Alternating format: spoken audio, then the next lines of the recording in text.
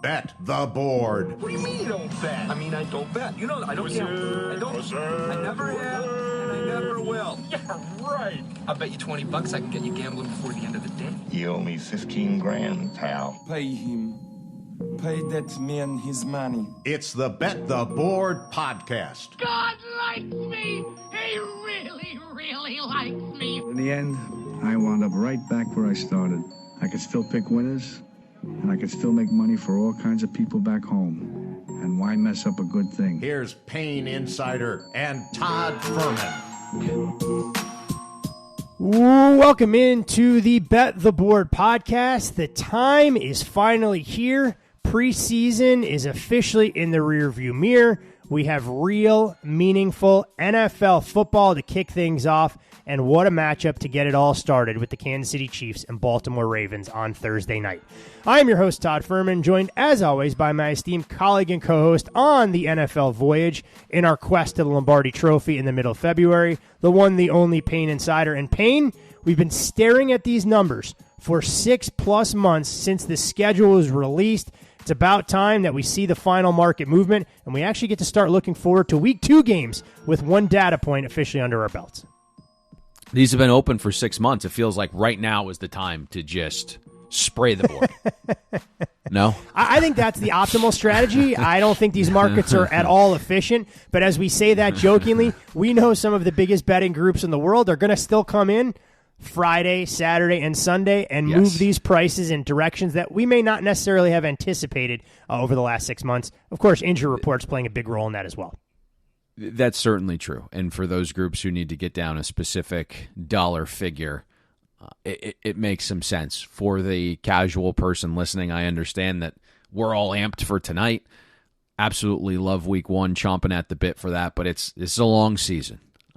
And you don't want to blow the bankroll in the first couple of weeks because of your excitement where you're now going full bore Week 1 on the lines that, again, have been up for 6 months. What I will say is everything, I wouldn't say everything, but a lot of the stuff you'll hear in this show is very much what we've discussed in our team previews because not much has changed over the last 7 days, 2 weeks. So would really encourage you guys to cram from now until Sunday our team previews. We went by division. Every single team is discussed, both sides of the ball.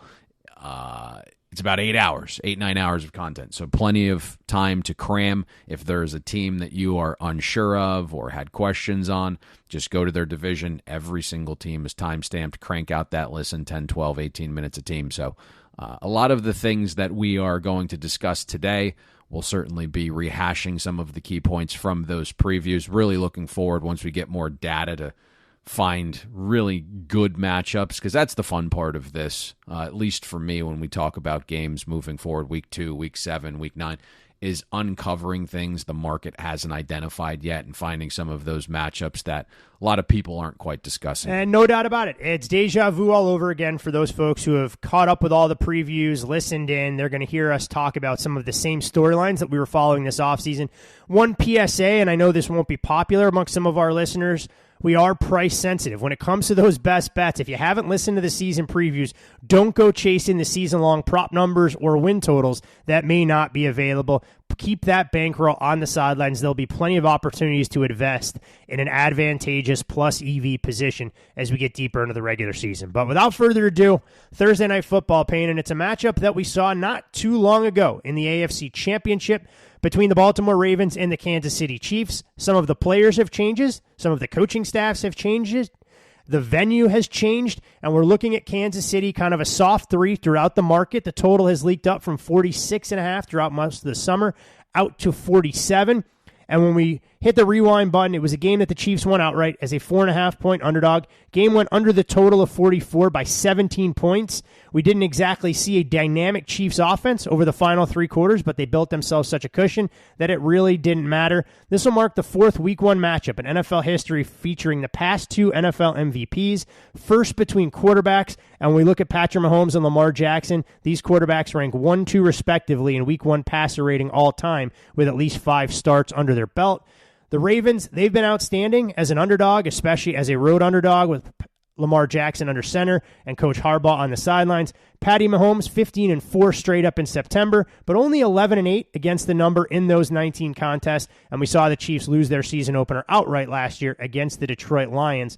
When we talk about these two teams, Payne, so much was made of the transformative effect of this Chiefs offense, drafting Xavier Worthy, adding Hollywood Brown in free agency. Well, it's Xavier Worthy's first game. Hollywood Brown is out with the injury to his sternum, but there are a variety of different ways that we can go handicapping the Chiefs offense against the Ravens defense, or that new look Ravens offensive line with Derrick Henry running behind Lamar Jackson against a Chiefs defense that'll look different. The floor is yours. I know this is a Chiefs team that you know inside and out.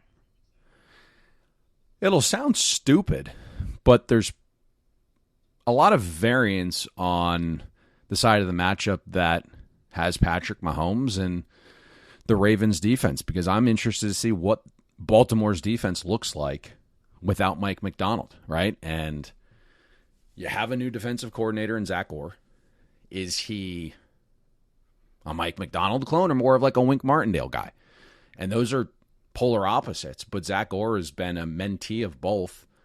And so, I don't know, he's calling plays for the first time at the NFL level. It's on the biggest stage. It's against Reed and Mahomes with extra time to prepare. And Mahomes and Reed have basically eaten up every single Baltimore defensive coordinator at this point. Mahomes has completed 73% of his passes for 344 yards a game. 13 touchdowns, 2 picks in the 5 meetings. I mean, 344 through the air on average is nuts. I think what's interesting about this, though, is we covered in the team preview about Mahomes and the willingness or the want to push the ball downfield more. And it was needed, right? I think you're looking at some of the metrics we discussed in the preview podcast, 45 qualifying quarterbacks last year. Mahomes was 40th in intended air yards. Like, how does that happen? There wasn't a single offense over the last 18 seasons that threw the ball shorter on early downs than the 2023 Chiefs. It's nutty. So you're like thinking about all these new pieces. Hollywood Brown, right? Xavier Worthy. Hollywood Brown is out. Xavier Worthy is certainly an elite deep threat, but rookie making his first start against a physical Ravens secondary. I think they try to stop him from getting going, right? Just be physical with him at the line of scrimmage. And so, you know, if Worthy isn't a massive factor and Brown's out, suddenly this looks a lot like last year's offense. Dink and dunk, baby. 12 plays, 15 plays, 6 yards, and a cloud of dust, albeit through the air. And so, you know, that's where some of the variance lies as well. It's not just, you know, this new look, you know, Ravens defense with the new play caller, but I think there's some variance in what potentially the Chiefs are offensively. I think we're anticipating the Ravens defensive front to regress some. I think, you know, if everyone returned and said, hey, every single guy's back, it's probably pretty imminent that the sacks would dwindle, because it's hard to replicate the most sacks in the league with the 9th highest pressure rate. But you have Jadeveon Clowney gone. Kyle Van Noy is now 33. David Ajabo has played 106 snaps over 2 seasons. Adisa Isaac is going to miss the game with a hamstring injury. And then, you know, Matabuke probably gets neutralized some inside against the best interior line group in the league with the Chiefs. And then you think about, you know, the edge rushers. You know, they're going to face a rookie second-round left tackle in Kingsley.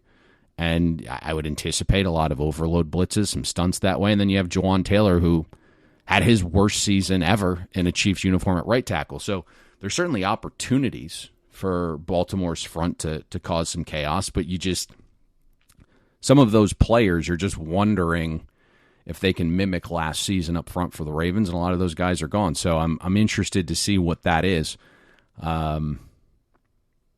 You know, the one thing that's interesting on this side of the ball that probably not a lot of people are talking about, and for as good as the Ravens defense was last year, right, and Matabuke got paid $98 million, and Michael Pierce is one of the best run pluggers in the middle, Baltimore's 30th in rushing yards allowed before first contact. And from what I have been hearing inside the Chiefs building is Isaiah Pacheco's on a mission. Spent the entire offseason in the lab working on the game, expanded the portfolio a little bit, and is going to be used as a little bit more of a pass catcher. It's a contract season. But I think there's a possibility here for the Chiefs to find some success on the ground. It was an area where they were much more efficient a couple years back, but as the route tree shrunk and the pass game dipped in terms of ADOT, teams are basically loading the box, and I think that'll be a big component that a lot of people aren't talking about, right? They just think Mahomes and throwing the ball downfield, but what impact it has on the rest of the offense. And so I think that'll help. If Worthy gets going tonight, then Pacheco's probably going to have more room to operate. But this is, again, Todd, just a weird game for me because, for as familiar as the matchup is and as obvious as the intent is, the matchups and even concerns for each side, I really have no interest in the game. And, once Kansas City got popped from 2.5 to 3 and 3 flat was available, and, we saw the buy order come in on Baltimore +3. And so a little bit of a battle here. If you're someone that has their heart set on betting Casey in this spot, I'm hearing it's possible another order could come in, but it would be more first half related. Andy Reid's script against a first-time DC calling plays at the NFL level, especially something we'll talk about here, is if Lamar, takes a few drives to get going like he has the last few seasons, because he typically sits out the preseason. But what's concerning, maybe from a viewpoint of like, hey, we want to lay the 3 here with the Chiefs. It's like we saw a little bit of this last season in the Lions game, and it'll sound very arrogant, but these are the types of games at this stage of the Chiefs dynasty that are certainly more meaningful for the opponent. 100%. I think it's a great point from a tangible standpoint. Yeah, and it's just another day for the Chiefs. And so, when you have one team that's chomping at the bit, they've spent the entire offseason reading the writings on the wall, it's the AFC Championship game rematch, and it's like, just another day for the Chiefs. And so you think that it's a little narrative-y.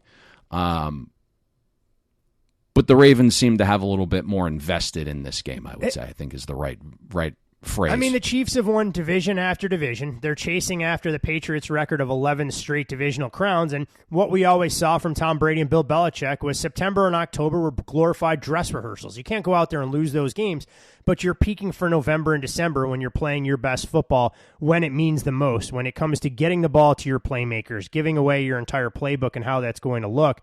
You mentioned Lamar's slow starts, that what you've seen in the past, and this is a Kansas City defense that's going to look a little bit different this year, but they had a season for the ages on the defensive side, and that was the key catalyst for them winning their second Lombardi trophy in a row. Held their opponents to 17.3 points per game in the regular season, their best as a franchise since 1997. Held their opponents under 290 yards per game, best since 1995. A sack rate that was the best in the franchise since 1997. We've talked a little bit about the Ravens offense. We know the introduction of Derrick Henry, but what do you expect kind of change-wise from Spags without L'Jarius Sneed? And is this a spot where Kansas City says, you know what, we'll play it in the box and we're going to dare Lamar to beat us over the top? Just because, given the fact that the Ravens ran the ball with their running backs a grand total of 6 times when these teams met last January. Yeah, I'm really just this side of the ball I'm intrigued to see, because nothing's really changed since doing our team previews last month. To me, tea leaves aren't a thing. It's just obvious at this point, and you can just follow everything that's been said or done this entire offseason, right? I mean, Harbaugh made it known he didn't like Todd Monken's game plan in the AFC Championship game, having Lamar drop back a season-high 81% of snaps. Every move Baltimore's made this offseason has tipped its hand to what's coming, and the plan is to use heavier personnel. Getting Andrews and Likely on the field together is the goal. You go and sign Derrick Henry, who you mentioned. It suggests more running. Lamar Jackson losing weight and running more is going to increase the likelihood of that RPO game with Derrick Henry being wildly efficient. And, I think Baltimore is a very smart organization. They self-scouted in the offseason and saw the obvious. And it was that 2 tight end sets increased efficiency over 3 wide receiver sets by staggering margins. A net positive 0.73 EPA per pass for the Ravens last season when throwing from 12 personnel versus 11. A net positive 0.59 EPA per pass on early downs throwing from 12 versus 11. And so at the very surface level, if you're in these heavy formations, one, you're trying to run, and that's the way on paper you want to attack the Chiefs' defense. Kansas City finished 24th in yards per rush before first contact last year, 27th in rushing success rate allowed. I do wonder, though, Todd. It's like the old they know that we know thing. And they know that we know, so do we do what they think they know, or do we do something they think they don't know? It seems too obvious in this specific one-game setting what Baltimore wants to do, to the point where Kansas City just signed a 300-pound body on the interior this week to prepare for this. And you just, in these one-game settings with extra time, it's like Spags usually has a nice plan for that. And if Baltimore's plan's so obvious that Spags knows about it, right, can the Ravens actually execute it anyways? And I think that's the big question for Baltimore's offense that we're going to find out about, right? Like 3 starters are gone from the O-line. Zeitler and Moses and Simpson, and they're all going to start for their new teams. We talked a little bit about this before, but like Ronnie Stanley and Tyler Linderbaum are a great tackle-center duo. We're still waiting on Stanley to get back to like the elite form. Linderbaum finally returned to practice last Friday. He's been dealing with a soft tissue injury all camp. And then they're starting Daniel Faalele, who's a converted defensive lineman at guard. He's just a massive human at 6'8", 380, so I get the Ravens' fascination on seeing if he can work at guard. Struggled last year mightily in protection. Did show some good signs in that regard during the preseason. Andrew Voorhees at left guard hasn't been able to block a soul during the 77 snaps of preseason play. I mean, bad. I do think Patrick Mahomes at right tackle was the smart choice for game 1 in this setting at Arrowhead as opposed to going with the rookie Rosengarten. He's a plus player for Baltimore the last 5 seasons. So I'm intrigued to see, how it unfolds. Kansas City against early down runs from 2 tight end sets last season was 26th in EPA per rush allowed. But, the other element we've seen, and the sample size is small, and it kind of brings me back to kind of our transition point to this side of the ball. Lamar Jackson doesn't play during the preseason. It's smart, right? Keep the guy healthy. Just you can't put him out there because instinctually he's going to want to just take off and run in a meaningless game. But that's led to slow starts and openers, specifically the first half. Among 45 quarterbacks the last 3 seasons, Lamar Jackson is 32nd in success rate, 30th in sack rate plus interception rate in the first half of these games. Spags has done a fantastic job against Lamar, holding him below expectation in all of the meetings, if you just kind of look at an average of those games. But I do think Baltimore finds offensive success far more than what we witnessed in the AFC Championship game, but I kind of need to see it first. Others, as I mentioned, aren't taking that approach. There's been a battle, and it seems like when this gets to 3 flat on the Ravens, there's been some buys. Should be one hell of a game. To your point, both teams have aspirations, not just of winning their season opener, but in Kansas City's case, trying to win their 3rd straight Super Bowl. Baltimore trying to get to the big game with Lamar Jackson and get some of those proverbial monkeys off their back, given the issues where they've come up short in the postseason in the past. A great way to kick things off. The NFL has given us an additional treat, though, for week 1. We just don't get a Thursday night game and then have to wait till Sunday. We get a game Friday night as well for 2 teams that, once again, much like their AFC counterparts that'll go on Thursday, have plans of making deep runs, not only winning their divisions, but deep into the NFC playoff picture. And that, of course, will take place down in South America, where the Eagles will play the Green Bay Packers. You're looking at Philadelphia, a 2-point favorite across the board. Total on this game, 49. There are some 2.5s and some 48.5s that are there. Corinthians Arena in Sao Paulo, Brazil, the NFL's first ever game in South America.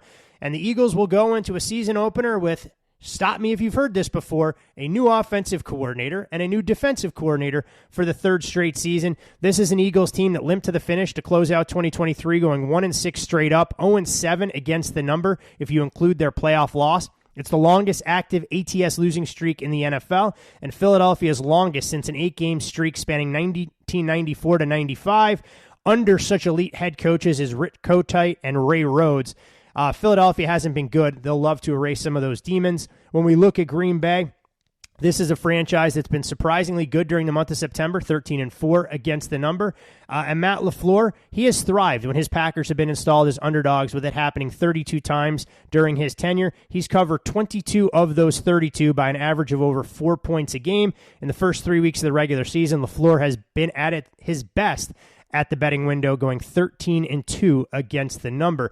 Payne, we talked in the preseason preview about Kellen Moore being an adult in the room on the offensive side, relaying plays faster. The effectiveness of Jalen Hurts was neutralized with the lower body injuries. Philadelphia, wide receiver 3, when we recorded the preview, was one of the big question marks we had. Well, Philadelphia goes out and addresses that, trading for Jahan Dotson from the Washington Commanders. Saquon Barkley, at least theoretically, should give them an every down back.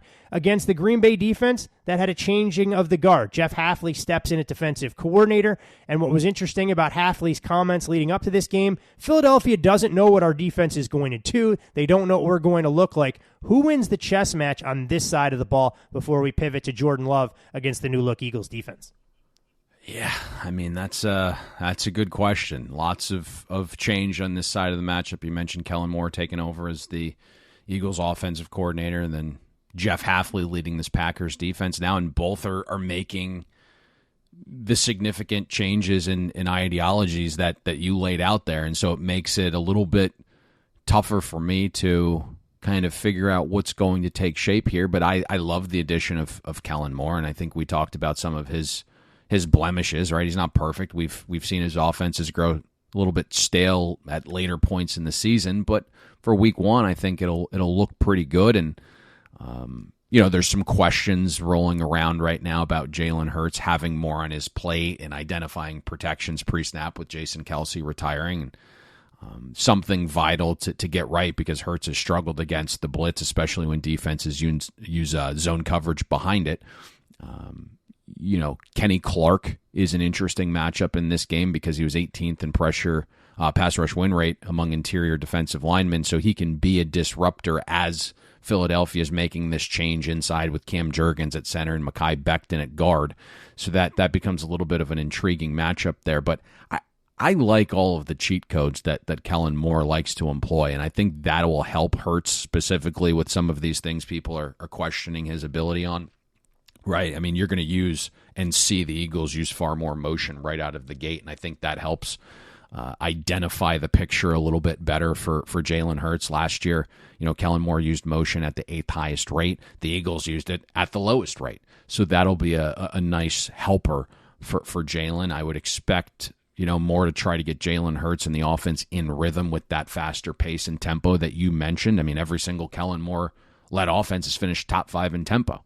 And I think that's interesting, specifically in this matchup with the Packers defense that is learning a wildly different scheme and verbiage. Maybe, there's some instances where the Packers aren't playing as fast and free and thinking a touch more in game 1, and now suddenly they're doing that while the Eagles are operating at a breakneck pace. And I understand what's coming out of Green Bay is that, hey, this defense allows us to play fast, free, and not think as much, but you're changing a completely different scheme. It's not second nature right away, and we've kind of seen that the sample size and the data suggest that these defenses, in game 1 with a brand new scheme tend to fall below expectation.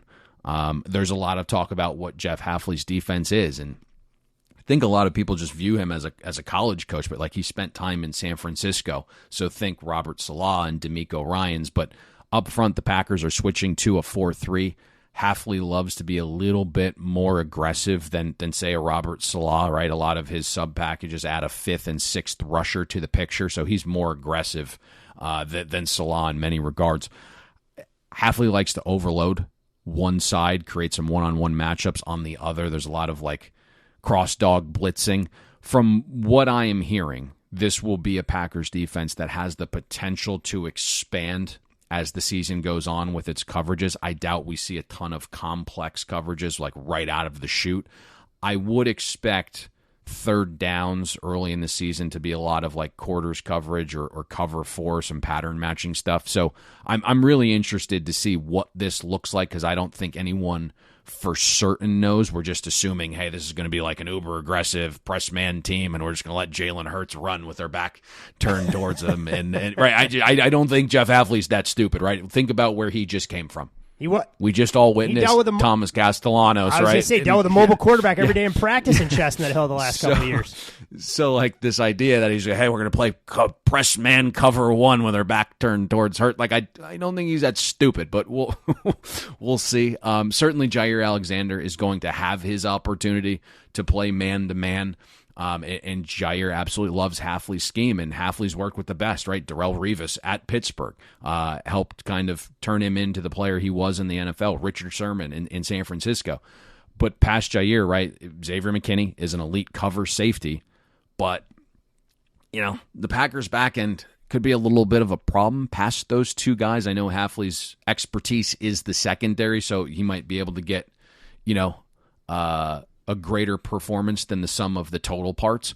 But the Eagles have so many options, right? Devontae Smith, and then you add Jahan Dotson in the slot, a guy this staff really liked who's dealt with, you know, multiple offensive systems, multiple play callers, a ton of verbiage, having his role changed. I think this is Dotson has the potential to kind of maybe play to a level where he was closer to where he was drafted, I would think, right? You have Dallas Goedert and now Saquon onto the backfield. My fear for the Packers defense are the other guys, right? It's Eric Stokes. I mean, I mentioned on the preview podcast that they are confident internally. Hopefully that comes to fruition. But, I mean, the guy's played 1,500 career snaps of below replacement level ball. The last 600 snaps, he's allowed 80% of targets to be caught with a 130 passer rating. You know, Keyshawn Nixon in the slot, below replacement level coverage corner. Interested to see what he does on special teams in this game. I think Javon Bullard has the potential to be great, but it's his first NFL start in Brazil against the top 5 offense. So it's like, I don't quite know what I'm getting from the Packers secondary yet. I would expect the Eagles to throw the ball downfield a little bit more this season with Kellen Moore as well. It's kind of what I'm hearing a little bit of. And when that's not there, you know, you got this awesome safety valve and Saquon onto the backfield. And I think where the intrigue lies for Saquon is he's not the only option anymore, right? Like, he's not the guy that every single defensive coordinator who faced the Giants last year and in previous years says, you know, we stopped Saquon. They don't have anybody else.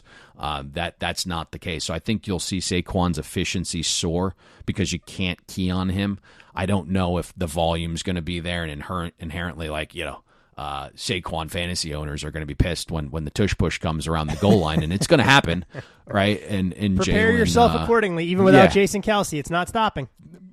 But I think what's interesting about Saquon here is he's behind an offensive line now that's finished the last 2 seasons top 3 in yards created before first contact for its running backs, and it was the complete inverse in New York, right? The Giants finished 30th or worse the last 2 years in run block win rate.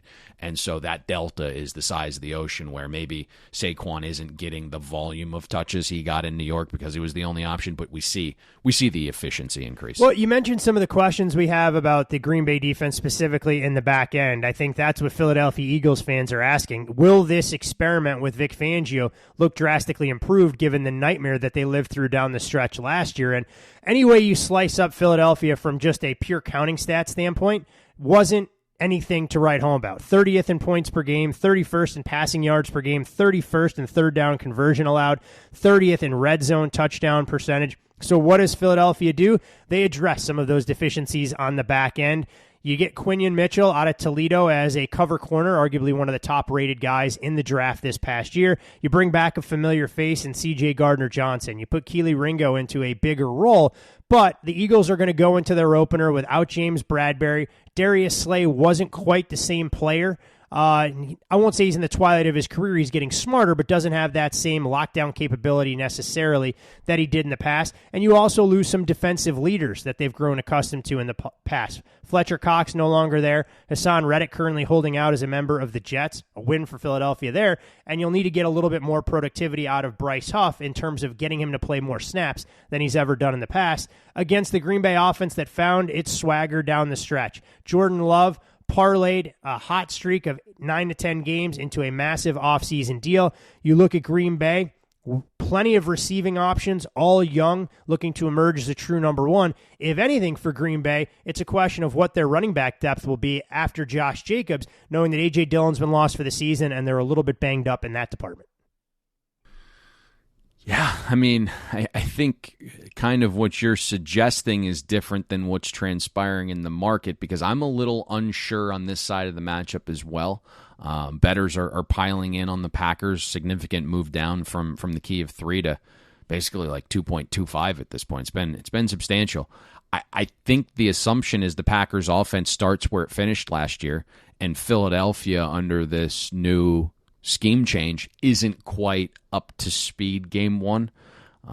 Green Bay has been a buy-on team late this offseason if you've looked at some of the future stuff. But what's intriguing to me here is the matchup up front. If you look last year, Green Bay finished second in pass block win rate, and all they did on paper was upgrade the guard position with first-round pick Jordan Morgan. But if you've read any of the practice reports or the inter-squad scrimmages, specifically the inter-squad scrimmage against Denver in the preseason, the Packers' O-line was having issues protecting. And leading up to this game, if you read any beat reporter or team site or fan site, the concern on this side of the ball is protecting Jordan Love. And the Eagles finished last season 6th in pass rush win rate.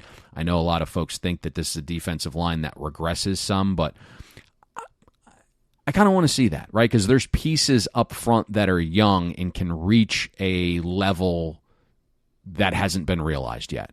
And that's what's somewhat intriguing to me about this group, right? You trade Hassan Reddick away for Bryce Huff, and that feels like an absolute win because Hassan Reddick right now is not showing up to play. And so you basically traded 1 for 1, and they had identical pass rush win rates last season at 22%. Philly is banking on the 3 Georgia kids up front to take that next step in Jalen Carter and Nolan Smith and Jordan Davis, and then you have some veterans still there in Brandon Graham and Sweat. What I do like, though, is the ability for Jordan Love to help his offensive line if some of those camp issues rear their head here a Friday night in Brazil. Is part of that massive shift in offensive identity, which led to far greater efficiency last season for the Packers offense, was Love getting the ball out quicker and throwing shorter. We talked multiple times, whether it was in season last year or even this Packers preview a couple weeks ago, Love got rid of the ball within 2.5 seconds at a 48% clip the final 10 games. His deep ball pass rate fell to 10% the final 10 games. He was no longer just living off that rare boom play with no down-to-down efficiency in between. I think if the Packers and Jordan Love don't feel a ton of pressure here, they're going to be able to move the ball. Vic Fangio just runs a very complex scheme, and I think that takes time to implement and get everyone comfortable and build some cohesion in the secondary because there's a lot of new parts there, some guys moving around in the back a little bit. Now, I've upgraded Philly's secondary. There's a ton of competition. And it feels like Fangio's comfortable with a lot of those guys, right? Isaiah Rodgers, we mentioned, is like the ultimate Moneyball signing. Darius Slay probably doesn't need to be put out to pasture quite yet. Keely Ringo provides a physical element to the room and superior length that it hasn't had. I think you mentioned Quinyon Mitchell. I mean, he's going to have the ability to travel. So I'm hearing sometimes he may line up outside on early downs and then slide to nickel on third. I just think game one, again, with the number of receivers Green Bay has, it'd be just so many different ways they can throw at you. Yeah, I mean, it's Watson, it's Reed, it's Wicks, it's Dobbs. It's just a difficult matchup for the Eagles secondary. And Matt LaFleur loves his eye candy, right? Tons of motion pre-snap.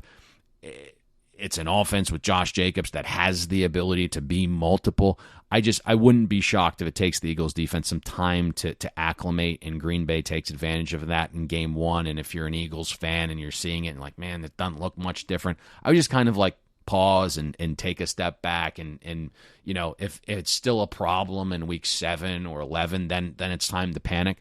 I just don't know if it's going to look perfect right away, all of those new pieces coming together with a new scheme.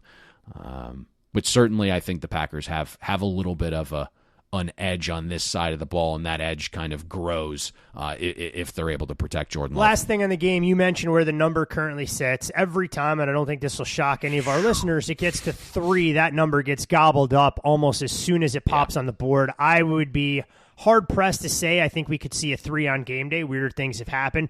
We've also seen the total leak up a touch from 48.5 to 49. International games haven't always been the best when it comes to going over the total, but everything is a different situation. The one thing to keep in mind when you're looking at traveling to Brazil, yes, it's a long distance, but the body clock not that much different like traveling to Europe in the past. What have you seen in terms of the total since we've kind of addressed the side already? Yeah, I mentioned both defenses transitioning. And some of the data suggesting that game one with significant scheme changes for defenses don't bode overly well. And so I think we've seen a little bit of a professional buy on this over. How high it goes, I don't know. Would there certainly be a different viewpoint if this was to get nutty and get to 51? Probably. And you mentioned, this game being played at a different venue certainly changes the calculus a little bit. It's at elevation, so you would think, hey, we're on drives that get stopped, you're going to be able to kick field goals from a little bit further out. But yes, I've seen a little bit of nibble on the over at better prices. Yeah, it's always interesting when you get some of these unique wrinkles and two teams that I think will be fun watches with big time expectations coming into the year, despite some personnel and coaching changes on both sides of the ball. You can follow Payne on social media at Payne Insider. I'm Todd Fuhrman. You can follow me there. But as always, most importantly, for all things Bet the Board related, from your college football needs to your NASCAR playoffs to all things National Football League, be sure to follow the podcast at Bet the Board Pod, and I'll remind you again, and probably deep into the season, sign up for the Bet the Board podcast newsletter delivered right to your inbox on Friday. Some great information at your fingertips, a nice reminder of anything you may have missed during the course of the week. Look, lives get busy. That's what we're here for, to try and help you out and simplify the handicapping process any way we can with additional best bet information as well. From the weekdays to the weekend, Payne, and we can start in your backyard for what should be a fascinating early kickoff between the Jags and Dolphins on Sunday, with Miami playing host. This number, 3.5, a soft 3.5, kind of the consensus across the market. Total on the contest sits at 49 as we look to break it down. And the forecast, as you'd expect during early September in South Florida, calling for temperatures in the low 90s with a real feel expected to be over 100 degrees. And as you've highlighted in the past for our listeners, the way that Hard Rock Stadium is configured, it's the Miami Dolphins that'll benefit immensely from being in the shade wearing their light jerseys, Jacksonville in darker jerseys with that blistering South Florida sun beating down on them.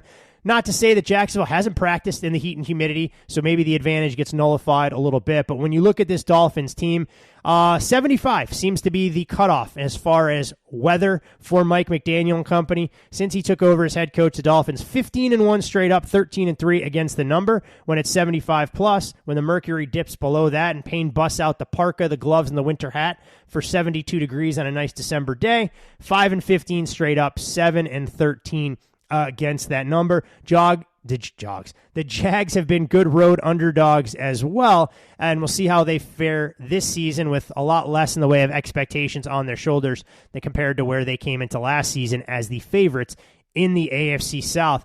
I mean, Payne, when we look at Jacksonville, Trevor Lawrence got his big deal. Tua got his big deal on the other side. Jacksonville went out, tried to load him up with weapons on the offensive side. It's a young defense where players are starting to come into their own. Josh Hines-Allen has emerged as a true bona fide top 5 rush end in terms of his disruptive capabilities. Meanwhile, we know Miami has weapons for days and could put together a track team that might be able to compete right alongside some of those Caribbean nations if you put Tyreek Hill, Jalen Waddle, and Devin Achane out there. The rich get richer. They had another talented running back to try and help that stable. When we look at this game, is there a particular matchup that stands out for you, whether it's a player personnel, whether it's the Jags offense against the Miami defense that could have some struggles generating a pass rush, or the other side, figuring out if Jacksonville can get stops if Miami is able to play downhill with Mike McDaniel having all time to tinker in his sandbox? Two matchups that I think decide this game, one on each side of the ball. And the first one seems a little bit obvious, right? And it's when the Jaguars are on offense. What does that pressure situation look like in this specific game for Trevor Lawrence, right? I mean, it's one thing that we have outlined where Trevor Lawrence's splits are dramatic when he's kept clean versus pressured. I mean, QB 37 out of 43 in adjusted accuracy when pressured, 37th in turnover-worthy play rate under pressure. EPA and success rates all outside the top 30. When he is kept clean, it is just a completely different version of Trevor Lawrence. And I think the hope is that the offensive line is going to be a little bit better. Right, what's good? Everything out all right over there? That's why I hit the mute button. You hear things that the listeners don't have to hit hear. the mute button. Holy cow, foghorn back there. You a little under the weather? Sometimes you got to play hurt, and maybe you get out the cold, the sniffles. Week 1, going into the season, week 1. Look. It may be week 1 for everybody else, but we've been in mid-season mode on the Bet the Board home offices since we launched those Power 4 conference previews in the college side. I thought a Mack truck drove through your living room there. I wasn't quite sure what that noise was. Yeah, well, sometimes you got to clean the sinuses to keep up with you, but I try and do our listeners a service hitting the mute button when I got to clear those things out. See, typically I get yelled at because I hit the mute button on both the phone and the mic, so sometimes I talk and have you on mute, but I mean... Well, most people understand if you want to hit the mute button on me more so than your side of the equation. Getting back here, it's I think Jacksonville has taken some steps to improve the offensive line. You sign a veteran center and Mitch Morse. He's certainly an upgrade over Luke Fortner, who was just unplayable. Ezra Cleveland has the potential to be an upgrade as well, and then obviously your left tackle, Cam Robinson, who you've paid $1 gazillion to, probably is going to play more games this season because he was suspended to start last year, and then Anton Harrison is a guy who made strides late in the year, and so you're expecting the offensive line to be a little bit better for Jacksonville, and at the same time you're looking at this Miami Dolphins defensive front who's without 3 guys that finished top 20 in pass rush win rate. And so that is a lot to lose. Obviously, Wilkins inside, Van Ginkel on the edge. And so that's very difficult to replace. Bradley Chubb is going to be on IR. Jalen Phillips is going to give it a go, but we've seen that data in year 1, especially towards the front end of that in terms of Achilles recovery. Is he going to have the same get off? So I think that's the question, is when you look at Miami and how that defensive line is currently constructed with health, it's probably going to lead to an improved Jacksonville Jaguars offensive line, providing more time for Trevor Lawrence and that new receiver group. So that's the first key. And then obviously you're looking at Jalen Ramsey now dealing a little bit of a hamstring. Are your Dolphins injury. ever going to be healthy? Perpetually dinged. Sounds like everybody who spent 72 hours in South Florida. That was actually pretty good. That was pretty good there. I think the other side of the ball is a matchup that's really interesting, and what's kind of creating a little bit of a battle in this marketplace as well, because there's some sharp money that wants to buy Jacksonville at 3.5.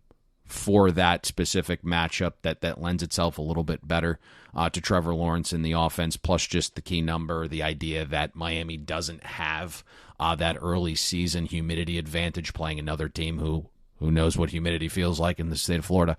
But the thing that's kind of creating some of the buy orders when it at 3 flat on Miami is what Jacksonville has defensively, and they are a unit that's also going through a dramatic scheme shift, a unit that wants to play a little bit more aggressively with their man coverage concepts, and I don't know if you can man cover the Miami Dolphins, especially early in the season when Tyreek Hill is not hampered with leg injuries, and you have Waddle, who still in a little bit of a calf thing, but should be fine.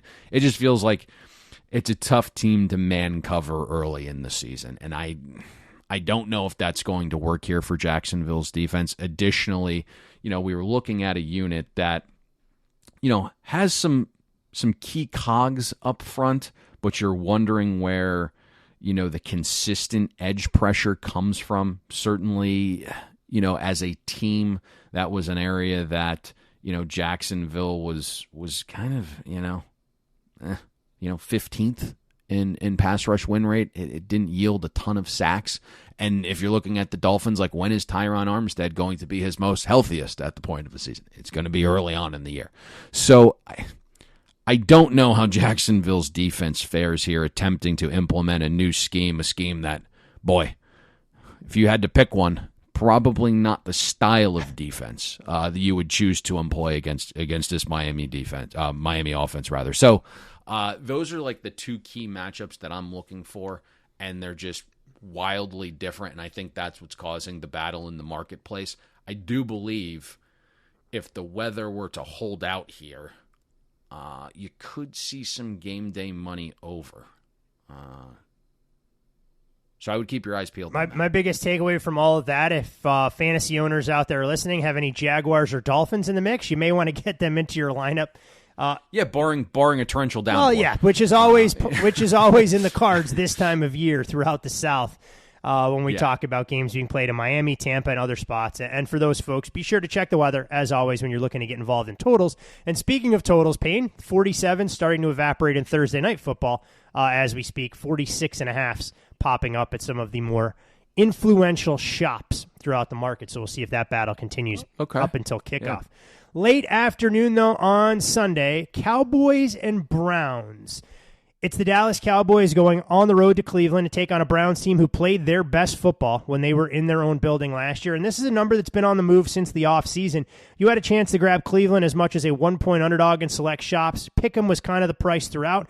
We're now looking at Cleveland upwards of a 2.5-point favorite. Total has come down pretty substantially from a peak of 44.5, now down to that 40.5, 41 range. When we look at Dak Prescott, he's been good when it comes to beating up on teams the Dallas Cowboys should be beating up on. But when Dak is listed as a dog, he's on a little bit of a negative run, going 0-7 straight up and ATS, which includes the playoffs.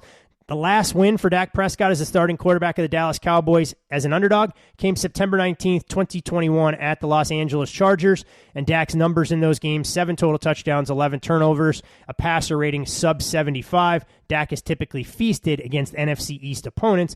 Meanwhile, the Browns last year, it was a tale as simple as home or road.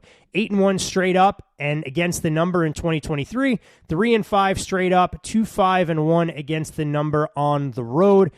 During the regular season. This was a team that got absolutely lambasted in their playoff game against the Houston Texans as well. So when we look at the Dallas Cowboys surrounded by negativity this offseason, they did get CeeDee Lamb back with a big-time deal. Dak Prescott enters the season on the final year of his deal. I have no idea who's going to run the football for the Cowboys, because if they're going to lean on Dalvin Cook to take on a big workload, probably not the recipe for success. Offensive line, question marks. Cleveland's strength on their defensive front, but a defense poised to regress. And then Payne on the other side, Cleveland shuffling deck chairs as far as their offensive line configuration as well. Against the Dallas Cowboys team that can rush the passer as well as anybody with Micah Parsons, but does have some questions they have to answer on the back end, with Deron Bland being lost for the season, something that happened after we previewed the NFC East. I think that was a great preview right there. All right, we're in and out. 90 seconds. This podcast will be a lot shorter this year if we can do these games in 90 seconds. So I'm kind of just going to blurt out my random thoughts on this game, and we won't be as organized as we typically are with some of these breakdowns. If you asked me my overarching view on this game back in May, 2 months ago, like last month, I would have said this is easy. Browns or pass. No way Cleveland -1 is going to last. Everyone that was sharp was fading the Cowboys. And here we are. We're at like 2.25. Cleveland's favored. I do not love what I am seeing and hearing out of Cleveland. And to the point where there's been some conversation here before this game kicks off that we might be doing something on their win total. I love Kevin Stefanski. I think he is I don't know if he's an elite offensive mind, but I think he's maybe a tier below whatever elite is. And I just respect the shit out of him.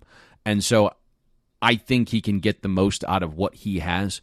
But what he has right now, and you referenced it as moving deck chairs, is an O-line that is replacing its all-world O-line coach in Bill Callahan.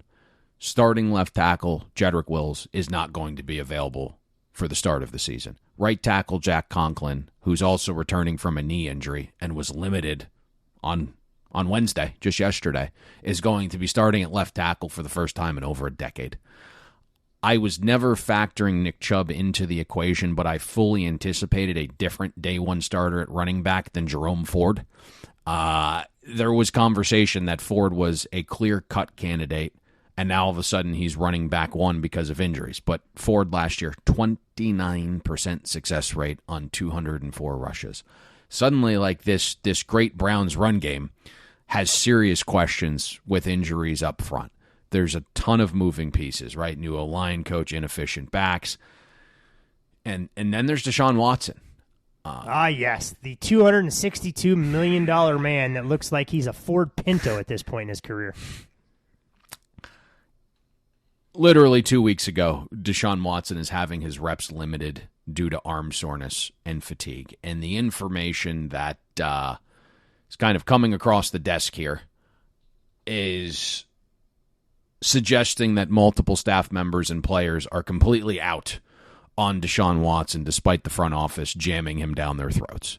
So I am very interested to see how this plays out. Is Amari Cooper happy now that the entire world knows you wanted to offer him and multiple picks for Brandon Ayuk? I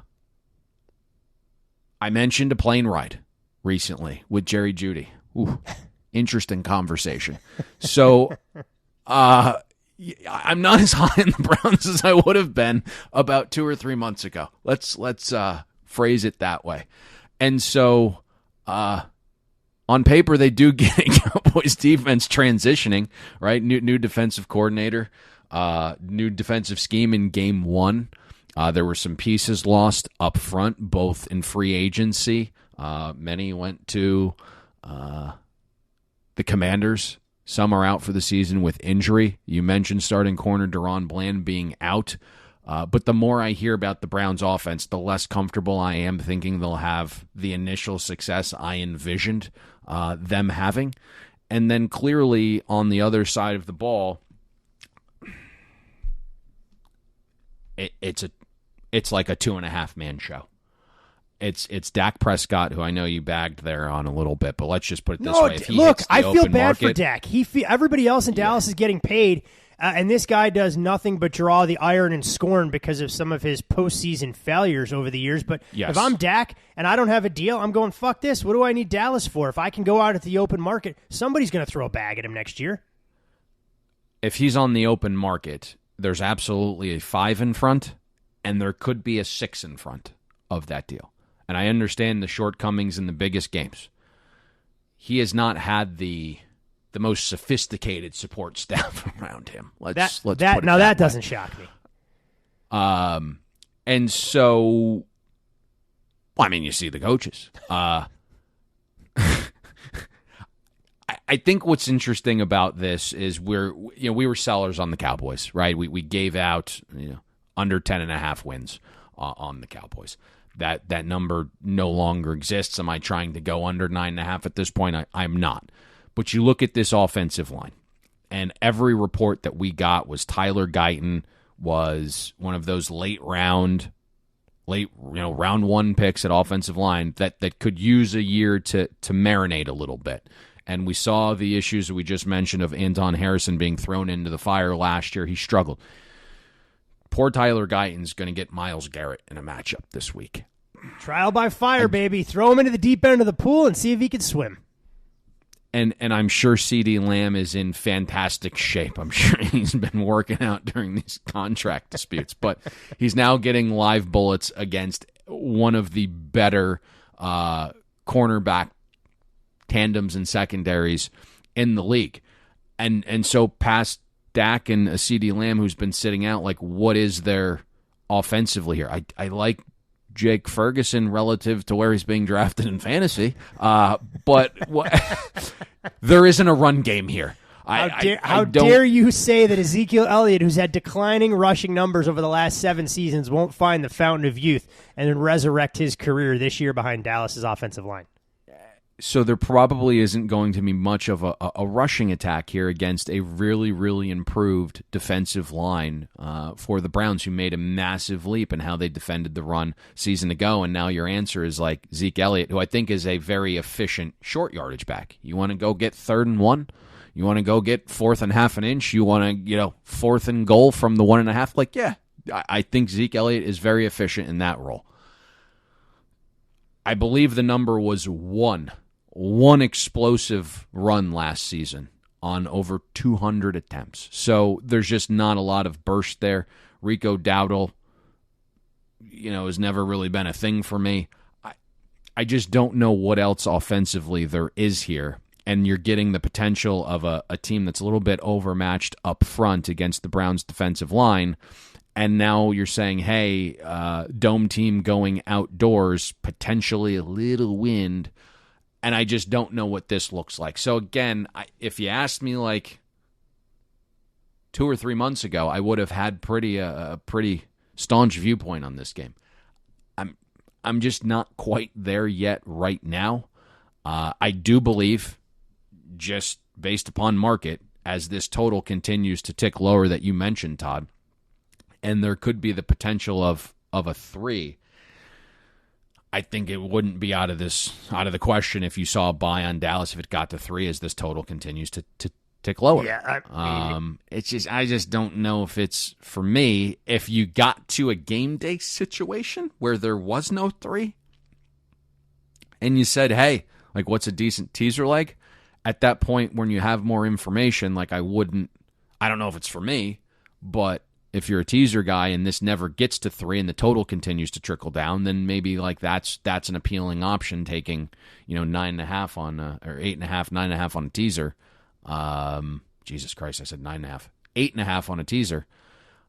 Is maybe the appealing way if you're looking to back Dallas and it never gets to 3 with a total this low. Yeah, it's such a weird game because you're exactly right. I mean, I've heard some of the same things around Cleveland from the folks that I talk to close to that organization. Ooh, boy. And it hasn't exactly been a ringing endorsement for what they have in terms of their leadership at the highest paid position on that roster. And while a lot of people have clamored for this team, 1-53 being amongst the most talented in the league, being a dark horse to win the Super Bowl, win the division, and such, you don't have that leadership at an important position. It puts you a little bit behind the 8 ball, and Cleveland will have a lot of those questions to answer. Jameis, baby, he's going to be eating W's. He's going to resurrect Florida State faithful this year with Cleveland. I know the college side of things not going well, but Jameis is here to revitalize the no-blooded experience this year. More so than Dalvin Cook at running back on the other side. He did get to work out this season, this offseason. He is fully healthy. Yeah, I don't know if that's going to be a thing either. Jimbo did a good job of making sure there wasn't a ton of tread on those tires, and he was fantastic coming out. Had a nice handful of seasons in Minnesota there. That's kind of the lifeblood of running back these days. It's how things work. But a game that should be interesting because when you look at both of them, different stock arrows this offseason, we'll see what actually transpires on the football field on Sunday. And the last game that we'll get to for those folks who may be tuning in going, wait a second, no Monday Night Football. We'll be back on Monday for the Green Bay Packers, easy for me to say, Aaron Rodgers-led New York Jets against the San Francisco 49ers. Just to remind all of you guys, the cadence during football season with no holidays. Monday, all about what we learned over the weekend, some look-ahead numbers, put things in perspective, a special new segment that we're incorporating into the Monday show that I'm not going to spoil here. You're going to have to tune in on Monday to hear that with some very actionable elements each and every Monday Night Football game. So we typically close things out with Sunday Night Football. And this weekend, we have a treat in terms of head coaches between the LA Rams and the Detroit Lions, a game that we saw during last year's playoffs. Started out like a house on fire and petered out late. Plenty of overbettors, I'm sure, that were absolutely irate when you get 38 first-half points and the game falls 47 with a field goal fest breaking out over the final 30 minutes. And when we look at Matthew Stafford on one side, Jared Goff on the other, these two will be linked in perpetuity, and both of them have 24 wins since they've been traded for the respective franchises. The one glaring difference, Matthew Stafford, a Super Bowl on his resume that Jared Goff is still trying to get. Quite glaring. Hey, look, if I had to pick a trajectory of one of the two teams, Goff may have a little more upward mobility to try and get there than Stafford. But mobility is not the right verbiage there, but upward trajectory, yeah, absolutely. All right, look, because I don't know how many seasons Matthew Stafford has left. That's in him. a very fair assessment. When we look at Jared Goff, he has been great week one as a starting quarterback. Some of that harkening back to when he was under Sean McVay's tutelage. 7-0 against the spread his last 7 season openers. The Rams, meanwhile, on the other side, 6-1 straight up in ATS in week one and have covered by an average of 9 points per game. When we look at Detroit, they have been the NFL's version of an ATM. 35-16 against the number in the regular season over the last 3 years. It's the best 3-year ATS stretch since the New England Patriots went similarly in 2016 to 2018. When we look at the Lions, they've been outstanding in divisional games, but this was a Rams team that was undervalued late in the year and rewarded their backers quite handsomely. And while I said that the Rams were a 3.5-point dog, that number remains largely unchanged. But as we record here, Payne, starting to see some over money, 51s turning into 52s. These two teams played not too long ago. Not that much has changed other than one major difference on that Rams defense. There's no Aaron Donald anchoring that defensive line. But what I've come to realize watching college football the first 2 weeks of the season, Payne, the Rams should be thrilled because Jared Verse and Braden Fisk must be the two best defensive linemen of all time in college football, knowing what Florida State has become once they made the move to the National Football League. Jameis Winston, baby. Eating dubs for us this year. I think it's probably best to start there, especially as I think about this game and how it potentially plays out. And now you mentioning as we record this, the total is getting hit over. So I'm going to confirm that as I filibuster here for a minute. 52.5. You are correct. And of course, it happened while we were recording. Not coincidence, by the way. Unless we're missing an underlying scheme advantage, and Chris Shula in his NFL debut as a defensive coordinator and play caller comes up with something so exotic that nobody could possibly see coming, the Detroit Lions should hum here on offense. And, the Lions have the league's best offensive line. Jared Goff is easily a top 10 quarterback when playing indoors, and that offensive line keeps him clean. And if you look at the Rams last season, they were 28th in yards allowed per rush before first contact and 23rd in sack rate, all with the all-world defensive tackle Aaron Donald. And they also had the heat-seeking missile green dot linebacker Ernest Jones, who we said was probably going to get traded. He got traded to Tennessee last week. And that is a lot to lose in the middle of a defense. And sure, I like the young talent the Rams have up front. Kobe Turner and Byron Young had fantastic rookie seasons. I think it's probably difficult to replicate that type of production as sophomores. I mean, in terms of rookies and their production, multiple deviations past the norm. And then you have Verse and Fisk. Are they ready to be dominant forces game one on the road? It's a tall ask. And then you have an offensive coordinator in Ben Johnson who we love and uses all of the cheat codes, right? Tons of motion. He's going to have Jared Goff throw with play action. I just don't see a world where the Rams starting linebackers of Troy Reeder and Christian Roseboom, who both run 4.7, don't get picked on in coverage or can recover quick enough if they're fooled by eye candy, of which there is going to be plenty. Darius Williams is the Rams' lead corner. Oof. Yeah, I saw that. I saw that too. Whoa. Interesting. Shiny objects in front of Payne. Just where you want to be is a little battle. I mean, a little battle. It would be the NFL if we weren't entrenched. Time to go to war. Oh, we've been there before. Wow. Oh, my goodness. Darius Williams is the Rams' lead corner. Metrically, he was elite last season with a deserved catch percentage of 67% and a targeted passer rating of 46. Both were number one in the NFL among qualifying cornerbacks. For the last month, Williams has been dealing with a hamstring injury, hasn't been close to 100% full go. He's on the injury report leading up to this game. If he misses or isn't 100%, that's trouble. And then Tre'Davious White is the corner opposite Williams. Late November of 2021, right, he tore his ACL. October of 2023, tore his Achilles. Let's see what version of Tre'Davious White we're going to get here. I get the playoff revenge angle, but Goff was electric in this matchup when he had time to throw last year. 100% adjusted accuracy from a clean pocket in the playoff game against this Rams defense that we have downgraded. And so I think it's very difficult to envision the Rams defense getting a ton of stops. So if the Lions are scoring, it means Matthew Stafford and that offense is going to be playing catch-up and chucking. And so that's probably the viewpoint for this total getting hit above the key of 51. What do you make of this Rams team offensively? I know they're going through a little bit of a shift along the offensive line. Matthew Stafford had some comments about the confidence that they have and the changes that they're making. I know fantasy owners familiar with their top 3 weapons, of course, and Kyron Williams, who the Rams surprised all of us, saying that he could be back there returning punts. Puka Nacua coming back, trying to replicate what he was. Puka Nacua. I forgot that. You're changing his name pronunciation on me this year. In terms of the production that he can replicate after a rookie season that came out of nowhere. And, of course, Cooper Kupp, who I won't say is in the twilight of his career, but hasn't been able to get to the lofty numbers he was creating or generating a couple of seasons ago against the Lions defense that went out and added some new faces along the defensive line and oft-injured Marcus Davenport. They bring in DJ Reader, who we know was a force when he was out there and healthy enough to play, solidified a little bit of the secondary. But do we think this defense can take a step forward as early as game 1 against a familiar face in Matthew Stafford? So the other thing that is coming across right now, that I'm not a big prop guy, but I'm a Chiefs guy.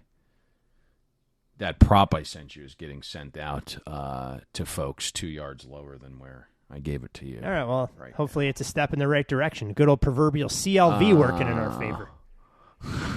I think the big question for me on this side of the ball, and man, why is the market moving so much right now? This is my ADD kicking. I got to take down the odds screen here for a minute so we can finish this podcast. The question for me is, can the Rams protect Matthew Stafford long enough for him to consistently test the Lions secondary?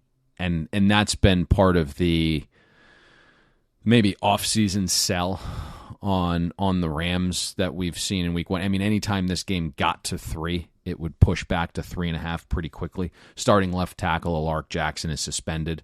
Jonah Jackson has been dealing with a shoulder injury and is now suddenly being moved to center over the last week. Steve Avila had been taking center snaps virtually the entire offseason, and now he's sticking at left guard. Kevin Dotson had a career year at right guard. Is that repeatable? I mean, it came out of nowhere, so I'm not quite sure. And then you have right tackle Rob Havenstein, has been out the most recent part of camp with an ankle injury, and he is on the injury report. I do think he tries to go, though. Long term, when healthy and acclimated to new positions and some built cohesion, I think this has a chance to be a really formidable offensive line for Sean McVay and Matthew Stafford. Game 1, I'm less sure of that. Sean McVay's offense, if you think about this, and it's really his personality, right? It's like a Ferrari on the outside, Ford F-350 diesel on the inside. He wants to be an offense that plays the role of bully, but do it from 11 personnel, 3 wide receiver sets. I don't know if you can consistently run on the Lions. They finished 4th in yards per rush allowed before first contact last season. They were number 1 in schedule-adjusted run defense. And if DJ Reader plays, one of the best, run stuffers this league has, it's a massive bonus. But the Lions were able to stop the run before adding Reader this offseason. The Lions have upgraded the secondary, and, it's possible the new pieces take time to gel. You traded for Carlton Davis, you drafted Teron Arnold, and round 1 you signed Amick Robertson away from the Raiders, and Brian Branch heads into year 2 after a great rookie season. So the talent on paper has upgraded significantly in the Lions' back. I don't know if it looks great immediately, right? Matthew Stafford throwing is the largest matchup advantage the Rams have in this game. And so if we think the Lions are getting out and scoring, it's then going to kind of put the Rams in that position. Now is some of that negated by the fact that Tyler Higbee is on IR, and Puka has been dealing with a bit of a knee injury all camp, and Cooper Kupp is now 31, and aside from 4 games last season, really looked to have aged. Demarcus Robinson is a different type of chess piece for the Rams offense, which I like, right? He's big-bodied, has the large catch radius, and when the Rams offense kind of shrunk the depth of its route tree last season and basically exchanged Tutu Atwell for Demarcus Robinson, Robinson really flourished, right? Averaged about 4.5 catches per game, 55 yards, and like 2/3 of a touchdown per game from week 12 onward. I think the Lions offense, again, will build leads here and throughout the season. And when the Lions did that last year, it effectively forced teams to attack their weakness because those teams had to pass and play catch-up. I think the goal, right, for the Lions week 1 and moving forward isn't to be like the most elite pass defense, because I'm not sure that's possible. It's to improve to a degree where when you know it's pass, you can occasionally get off the field. And something in the weeds, and maybe I'm making too much of it, it's a bit more narrative-y because it's impossible to quantify. The Lions just randomly, over the last handful of days, signed Allen Robinson. I don't think Allen Robinson can play football. And nobody cares that Allen Robinson signed to the Lions. It didn't move the dial. Why'd they do that? Allen Robinson knows the Rams schemes. Yeah, he spent a season very recently with Sean McVay in L.A., knows the schemes well. So I think I'm probably making too much of it, but it was an interesting nugget that kind of came across my desk. But yeah, that's kind of what I'm thinking about in this game. And obviously, I might not have anything specifically for Game 1, but we did give out a win total that is still available for one of the teams in this game, and so we will have a rooting interest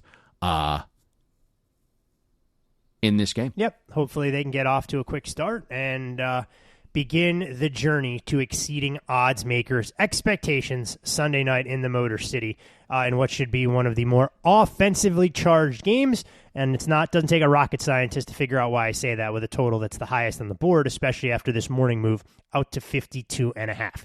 You can follow Payne on social media at Payne Insider. I'm Todd Fuhrman. You can follow me there. Most importantly, for all things Bet the Board related, be sure to follow the podcast at Bet the Board Pod. And Payne, for the first time all season, we get to the best bet portion of the program for a actionable short-term best bet. What have we identified for an investable opportunity for the Week 1 slate? Let me just double check it's still available as this board gets buried right now. Disregard everything we said at the top about these lines being out for 6 months. And just so happened to be while we were recording. Which may become a common theme throughout the course of the football season. On Thursday mornings. Last year, but I figured Week 1, it was like, come on, guys. So it is still there, thankfully. Listen, actually, why don't you lead in with your nugget? I think that's probably the best way to set up the best bet. So when you look at rookie quarterbacks making their NFL debuts, we're going to see something that we haven't seen in quite a bit of time unfolding at Soldier Field. And while Bears fans always call me a hater and use other stronger adjectives to describe it, the Bears currently being favored by 4 points as it sits right now would be the largest Week 1 spread as a favorite by a rookie quarterback since Terry Bradshaw back in 1970. Now, I know what Bears fans are thinking, Payne. Well, you're comparing Caleb Williams to Terry Bradshaw. He's going to go out there and bring us multiple Super Bowls right there along the shores of Lake Michigan. But in all reality, this is a big mountain to climb. You're now asking a rookie quarterback making his debut against a new-look Tennessee Titans defense to go out there and not just win a football game, but to do so by margin. I'm not necessarily buying the Bears being able to do that and do so convincingly with a defense that we've talked about at great lengths, potentially taking a step back or looking like the unit we expect them to be, and a Tennessee Titans team that may be a little bit better than the way they're currently being priced. But we will have some history unfolding Sunday afternoon with Caleb Williams as such a heavy favorite in his first start as a rookie quarterback. Yeah, and so I think taking the 4 there and saying, hey, beat us by margin makes a world of sense. We've outlined some of the things that we like with the Titans this season in terms of improving. Offensively, it's going to be completely different. And Brian Callahan's going to move this offense, you would think, to the year 2024. And they have weapons. And I think the offensive line just on paper would be very difficult to be worse than it was a season ago. And so I think there's an opportunity here, especially at the line of scrimmage, to be a little bit more formidable in this matchup. I think the things that the Titans are going to do provide Will Levis an opportunity to kind of use his entire skill set. And I think when Brian Callahan is having Will Levis throw on early downs, you're going to see just a different quarterback. I know we outlined this a little bit on the preview show, but relative to other rookies and even all quarterbacks last season, was fantastic throwing on early downs, and we're going to get more of that. And then I also mentioned Denard Wilson. I would have liked him to maybe hold back some of the things he was doing defensively in the preseason, but a guy that wants to disguise coverages, disguise blitzes, and I think that has the ability to be difficult for a rookie quarterback that has a tendency to hold on to the ball and maybe overthink things a little bit. We saw that in the preseason, right? Caleb Williams, I think, is an unquestioned talent, and the ability to improvise and the weapons he has is really fantastic for a rookie quarterback. So he's probably going to excel. He kind of was patting the ball a little too much for my liking in the preseason, and I think that'll be a little bit difficult. We also didn't see like a massive move in the market despite some positivity happening with Arden Key, who was supposed to be suspended for the first 6 games of the season. He is the Titans' #1 pass rusher in terms of pressure rate and pass rush win rate. And so getting him back in the market not adjusting was a little interesting to see. So I just think Tennessee bodes pretty well here. Make Caleb Williams a rookie quarterback to do something that hasn't really been done all that often. Let's go with the Tennessee Titans +4 here as the widely available number. There is some 4.5 out there if you shop around. Certainly some more value in that number, but the widely available 1-4. So that's it for week 1. Look at that. Preview podcast done. Week 1 officially in the books. We'll be back with the week 1 Monday Night Football show Monday morning, go figure. And then we pick up the regularly scheduled program. College football on Thursdays, college football on Wednesdays, NFL on Thursdays. We record the NASCAR show on Wednesdays. We'll try and get that out Thursday night or Friday morning for those folks, and the content calendar rests for no one in this racket. So anything else you'd like to share before we bid our listeners the best of luck with all of their week 1 investments? No. That is it. Back on Monday, I believe it is. I think that sounds about right. So we're closing up shop here. Want to wish all of you guys, again, like we said, the best of luck. We know it is a marathon, not a sprint.